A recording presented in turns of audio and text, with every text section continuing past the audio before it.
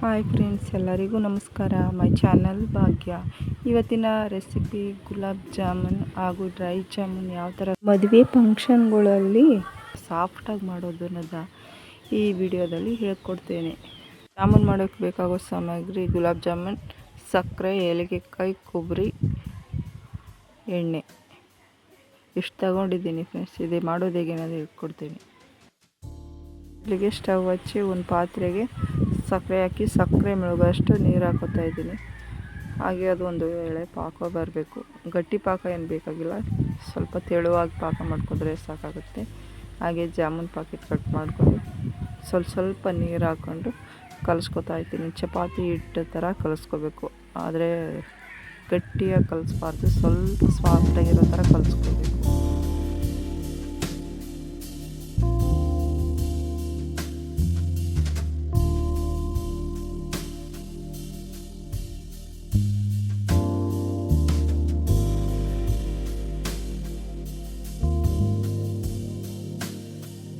ಸಕ್ಕರೆ ಎಲ್ಲ ಕರಗಿ ಸ್ವಲ್ಪ ಕುದೀತಾ ಇದೆ.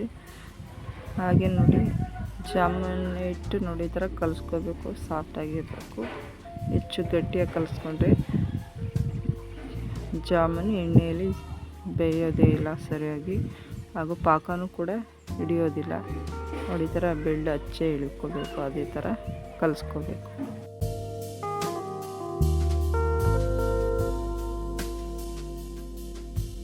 ಸಕ್ಕರೆ ಇವಾಗ ಚೆನ್ನಾಗಿ ಕುದ್ದು ಪಾಕ ಬಂದಿದೆ. ಒಂದೆಳೆ ಪಾಕ ಬಂದಿದೆ ನೋಡಿ. ಈ ಥರ ಒಂದೆಳೆ ಪಾಕ ಬಂದರೆ ಸಾಕು, ರೆಡಿ ಆಗುತ್ತೆ ಸಕ್ಕರೆ ಪಾಕ. ಈಗ ಪ್ಲೇಟ್ ಮುಚ್ಚಿ ಸ್ಟವ್ ಆಫ್ ಮಾಡ್ಕೊತಾ ಇದ್ದೀನಿ.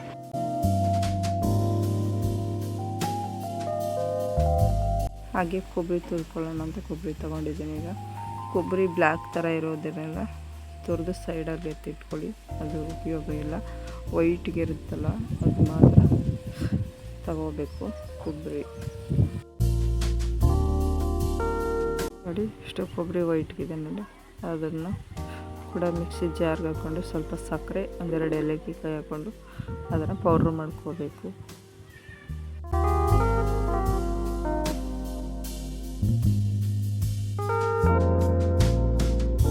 ಹಾಗೆ ಒಂದು 3 ಏಲಕ್ಕಾಯಿ ಕುಟ್ಟಿ ಪೌಡ್ರ್ ಮಾಡಿಕೊಂಡು ಸಕ್ಕರೆ ಪಾಕ ಕೂಡ ಹಾಕೋತಾ ಇದ್ದೀನಿ.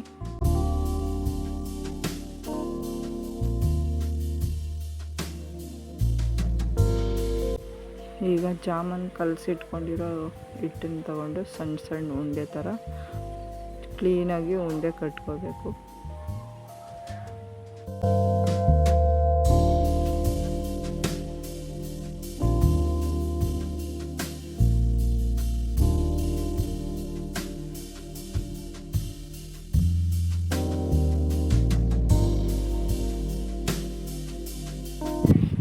ಜಾಮೂನ್ ಹಿಟ್ಟು ತೊಗೊಂಡು ಎಲ್ಲ ಸಣ್ಣ ಉಂಡೆ ಥರ ಕಟ್ಟಿ ಇಟ್ಕೊಂಡಿದ್ದೀನಿ ನೋಡಿ ಫ್ರೆಂಡ್ಸ್. ಈಗ ಸ್ಟವ್ ಹಚ್ಚಿ ಬಾಣಲಿ ಇಟ್ಟು ಎಣ್ಣೆ ಹಾಕೋತಾ ಇದ್ದೀನಿ.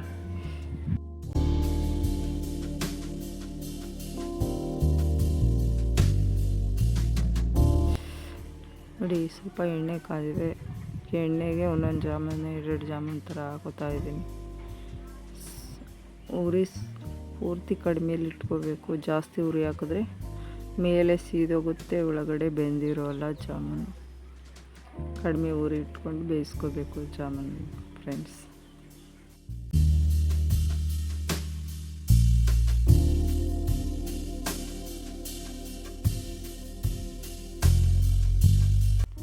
ಜಾಮೂನೆಲ್ಲ ಚೆನ್ನಾಗಿ ನೋಡಿ ಫ್ರೈ ಆಗಿದೆ ನೋಡಿ. ಈ ಥರ ಬೇಯಿಸ್ಕೋಬೇಕು. ಜಾಸ್ತಿ ಉರಿ ಕೊಟ್ಕೊಂಡ್ರೆ ಸೀದೋಗ್ಬಿಡುತ್ತೆ.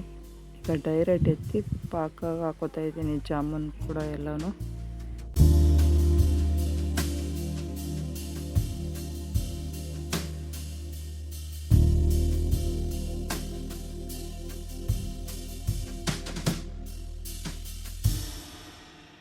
ಎಣ್ಣೆಲಿ ಕರೆದಿರೋ ಜಾಮೂನೆಲ್ಲ ಕೂಡ ಪಾಕ ಒಳಗಡೆ ಹಾಕೊಂಡು ಎಲ್ಲನೂ ಒಂದ್ಸತಿ ಕೈ ಆಡಿಸ್ಕೋಬೇಕು.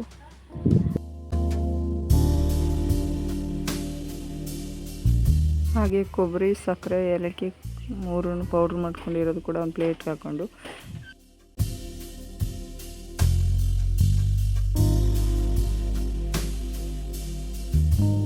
ಹಾಗೆ ನನಗೆ ಎಷ್ಟು ಬೇಕೋ ಅಷ್ಟು ಡ್ರೈ ಜಾಮೂನ್ ಮಾಡ್ಕೋಬೇಕು ಅಂತ ನಾನು ಸಕ್ಕರೆ ಪಾಕದಲ್ಲಿರೋಷ್ಟು ಜಾಮೂನ್ ತಗೋತಾ ಇದ್ದೀನಿ. ಕೆಲವರು ಡ್ರೈ ಜಾಮೂನ್ ತಿನ್ನೋಲ್ಲ ನಮ್ಮ ಮನೆಯಲ್ಲಿ, ಅದರಿಂದ ಸ್ವಲ್ಪ ಹಾಗೆ ಜಾಮೂನ್ ಮಾಡ್ತಾಯಿದ್ದೀನಿ. ಸ್ವಲ್ಪ ಡ್ರೈ ಜಾಮೂನ್ ಮಾಡ್ಕೋತಾ ಇದ್ದೀನಿ.